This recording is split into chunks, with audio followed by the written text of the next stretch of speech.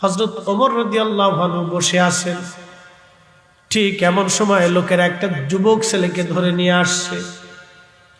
ধরে নিয়ে আসার পরে হযরত ওমর বলেন, লোকেরা তোমরা এই যুবক ছেলেটাকে কেন ধরে নিয়ে আসছো বলো?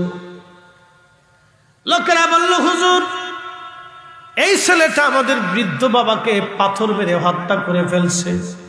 আল্লাহর আইন অনুযায়ী আমরা ফয়সালা চাই।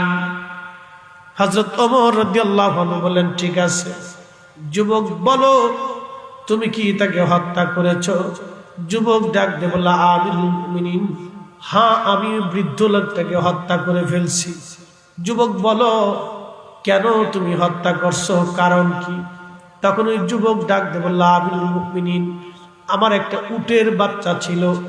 বাচ্চাটা দেখতে খুব সুন্দর। এই বাচ্চাটা খেলতে খেলতে এই বৃদ্ধের খেজুর বাগানে চলে যায়।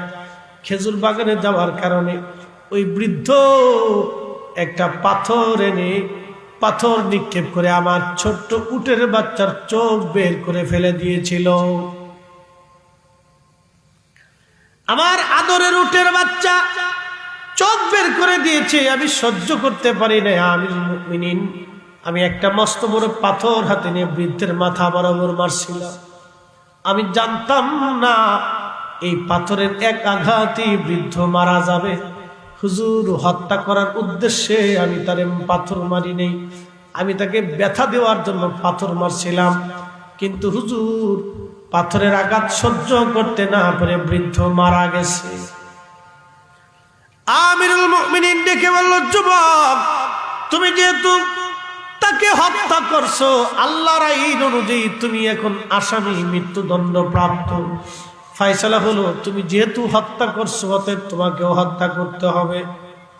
তোমার রায় ফাঁসির, মৃত্যুদণ্ড তোমাকে দেওয়া হবে। হযরত ওমর রাদিয়াল্লাহু আনহু কি যুবক ডাক দিয়ে বলতেছে, আমিরুল মুমিনিন, আল্লাহর আইনের প্রতি আমি মাথা নত করলাম। আমি জানি আল্লাহর বিধান মোতাবেক আপনি আমাকে হত্যা করবেন, কারণ ওমরের ফয়সালা এমন ফয়সালা, আল্লাহর আইনের চুল পরিমাণ ডান বাম হবে না, আমি জানি। আমিরুল মুমিনিন, তবে আপনার কদমে আমার একটা ছোট্ট আরজি, আমাকে 3 দিনের জন্য জামিন দেন। পুত্র জন্ম দিলে এইরকম সন্তান জন্ম দেন, দুনিয়াতে সুখ, কবরে সুখ পাবেন। সন্তান জন্ম দিলে এইরকম সন্তান জন্ম দেন, আমানতওয়ালা সন্তান, আমানতওয়ালা সন্তান জন্ম দেন মা।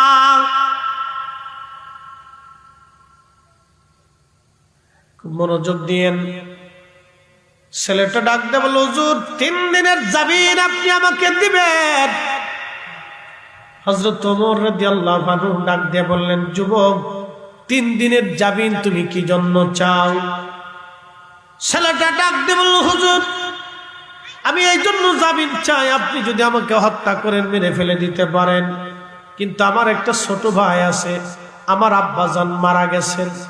আব্বা মারা যাওয়ার সময় আমার ছোট ভাইয়ের জন্য কিছু সোনা দানা টাকা পয়সা আমার আব্বা আমার জন্য বরাদ্দ করেছিল।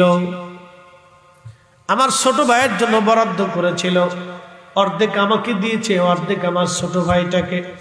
আমার বাবা আমার কাছে ছোট ভাইয়ের আমার সোনা দানা টাকা পয়সা দিয়ে একটা সিন্দুকের মধ্যে ভরে দিয়েছিলেন। আমি ওটা মাটির নিচে পুঁতে রাখছি। আমার ভাইটা বড় হবে, তারপরে তার আমানত আমি বুঝাই দিব। হুজুর, এখন যদি আপনি আমাকে হত্যা করেন, তাহলে আমার ভাইয়ের আমানত নষ্ট হয়ে যাবে। যাইতে লাগবে 1 দিন, আসতে লাগবে 1 দিন, মাঝখানে একটা দিন আমি আমার ভাইয়ের আমানত বুঝাই দিয়া ওমরের আদালতে আবার ফিরে আসব। হযরত ওমর ডাকতে বলতেছে, যুবক রে, তুমি ফিরে আসবা কি করে বিশ্বাস করবো আমি? তোমার জামিনদার কে নিবে? কে জামিনদার হবে বলো? যুবক যুবতীরা ভালো করে শুনে নাও, আমানত কি? মুসলমান শায়েস্তাগণবাসী শুনে যান, আমানত কি? নবী বললেন, কিয়ামতের আগে আলামত হবে 72টা আলামতের সুগরা। তার একটা আলামতের নাম ওয়াদাউল আমানা, আমানতের খেয়ানত। এত পরিমাণে হবে। স্ত্রী স্বামীর আমানত নষ্ট করবে, স্বামী স্ত্রীর আমানত নষ্ট করবে, বন্ধু বন্ধুর আমানত নষ্ট করবে, প্রতিবেশী প্রতিবেশীর আমানত নষ্ট করবে।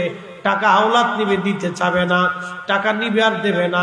দোকানদার কাস্টমার ঠকাবে, কাস্টমার দোকানদার ঠকাবে। মসজিদ কমিটি মসজিদের টাকা চুরি করে খাবে। রাষ্ট্রীয় সম্পদ আর মানুষেরা, রাষ্ট্রের কর্মকর্তারা নিজের সম্পদ মনে করে করে ভোগ করে করে রাষ্ট্রের জনগণের হক মেরে মেরে রক্ত চুষে খাবে। কি কথা কন না কেন, ঠিক কিনা? হাজরাত আমার বলতেছে, যুবক রে, কে তোমার জামিনদার নিবে, জিম্মাদারি নিবে বলো? দেখো মদিনাতে কোনো জিম্মাদারি তুমি পাও কিনা। যুবক তাকায় দেখে কেউ জিম্মাদারি নাই, কেউ তার চিনে না। দেখলেছেন আবু যর গিফারি নামক একজন সাহাবী দাঁড়ানো, ডাক দেয়া বললেন, আমিরুল মুমিনিন আবু যর গিফারি রাদিয়াল্লাহু আনহু আমার জিম্মাদার হবে।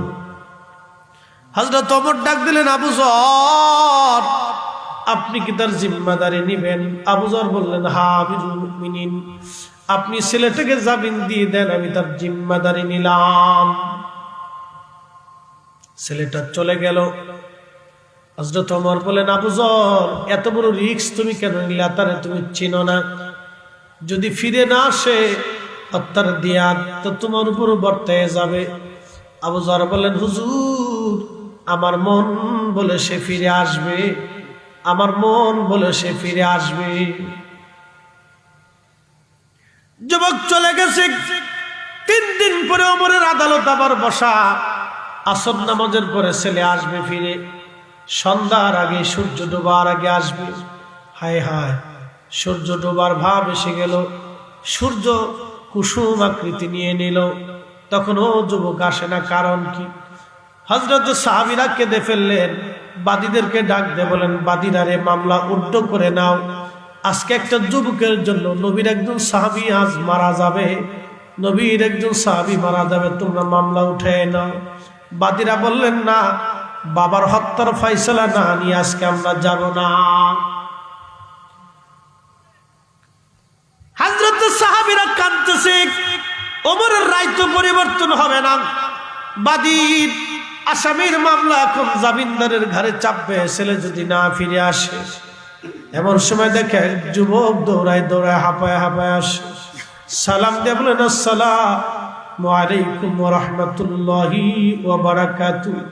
সেই যুবক ফিরে আসছে, হাঁপায় হাঁপায় বলল, আমিরুল মুমিনিন আমি আবার ফিরে আসছি, আবু যর গিফারি নবীর সাহাবী, আজকে 3 দিন ধরে আপনাকে কষ্ট দিয়েছি, ক্ষমা করে দিবেন। আমি আমার ভাইয়ের হকগুলি মিটাইয়া ভাইয়ের সম্পদ দিয়ে বুঝাই দিয়ে আমি চলে আসছি। আল্লাহর আইনের প্রতি মাথা নত করার জন্য আমি চলে আসছি, জানি আমার মৃত্যুদণ্ড হবে। হযরত ওমর চোখের পানি ছেড়ে দিয়ে বলেন, আহা, এত ভালো ছেলে আজকে মারা যাবে, এত বড় আমানতদার ছেলেটা আজ মারা যাবে। বাদীরা ডাক দিয়ে বলল, আমিরুল মুমিনিন আমাদের মন পরিবর্তন হয়ে গেছে। যেই ছেলেটা ভাইয়ের হক আদায় করার জন্য 3 দিনের জামিন নিয়ে ওমরের আদালত থেকে ফিরে যে আবার ওমরের আদালতের স্বেচ্ছায় হাজির হয়, আমাদের আর বোঝার বাকি নাই, ছেলেটা আমাদের বাবাকে ইচ্ছা করে হত্যা করে নাই, ভুলবশত হত্যা হয়ে গেছে। হুজুর আমরা বাদীরা মামলা উঠেই নিলাম, তারে মাফ করে দিলাম, ওমরের আদালত যেন তারে ক্ষমা করে দেয়। চিৎকার মেরে জোরে বলেন আল্লাহু আকবার।